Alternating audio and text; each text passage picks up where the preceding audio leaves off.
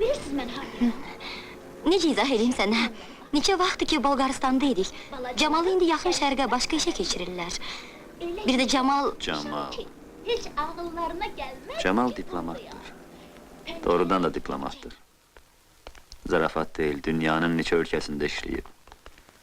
Camal bizim müəllimimiz idi. Biz 11-ci sinifə keçmişdik. O bizdən 7-8 yaş böyük olardı. Qız gözünü düzmənə zilliyim. Good morning, children. Sit down.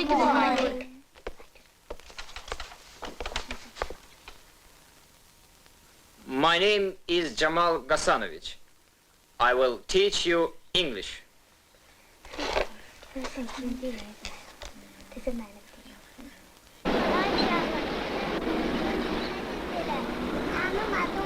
Oktay, oradan bura gəlmişəm sənin ad gününə, amma sən heç sevinmirsən.